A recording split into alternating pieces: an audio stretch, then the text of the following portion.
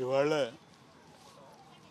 Budget అంకెల గారిది తప్ప వాస్తవాలు అయితే ఏం లేదు.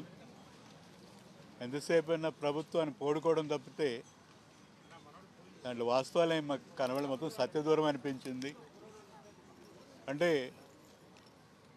మహిళలకు కానీ, విద్యార్థులకు కానీ, రైతులకు కానీ ఎవరికి కూడా వాళ్ళకి ఇలా చేస్తామని ఏది వివరంగా చెప్పని ఒక బడ్జెట్ అంటే ఇది కొంత అంకెల గారడీ చేశారు తప్ప ఎవరికి కానీ ఇప్పుడు 50 ఏళ్ళ తర్వాత పెన్షన్ అయితేనేమి, అలాగే నిరుద్యోగ భృతి అయితేనేమి ఏది కానీ ఈరోజు వివరంగా చెప్పలేదు.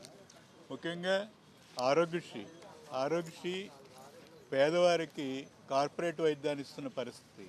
పేదవారు ఈరోజు ఆరోగ్యశ్రీ డబ్బులు ఇవ్వలేక గవర్నమెంటు అందరూ ఏదో ప్రైవేట్ హాస్పిటళ్ళు ఆరోగ్యశ్రీని పక్కన పెట్టిన పరిస్థితి. దాన్ని సరిదిద్దుకోవడానికి కూడా ఏమాత్రం దీంట్లో ఎక్కడ కానీ బడ్జెట్లో కేటాయించలేదు. ఇలాగే ఏ హామీకి కానీ సరిపడా నిధులు ఈరోజు ఇవ్వకపోవడం అంటే మొత్తం హామీలన్నీ ఎత్తేస్తున్నారు, మసిపూసి మారేడుకాయ చేస్తున్నారు అనేది ఇక్కడ కనిపిస్తుంది. అలాగే మహిళలకి 0 వడ్డీ రుణాలు అది కూడా మొత్తం ఎత్తేయడం జరిగింది. దాని మీద ఎక్కడ ప్రస్తావన లేదు. అలాగే మత్స్యకారులకి ఈ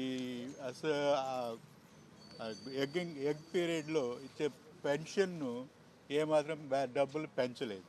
చూస్తే ఓవరాల్గా ఎక్కడ కానీ మహిళలైతేనేమి, రైతులైతేనేమి, పిల్లలైతేనేమి, విద్యార్థులైతేనేమి ఎవరికి కానీ దీంట్లో న్యాయం జరగదు. ఎవరికి అంకెల గాడి చేసి గట్టిగా చెప్పచ్చు. కొంత అంకెల గాడి చేసిన బడ్జెట్ తప్ప ఇంకేం కాదు. Thank you.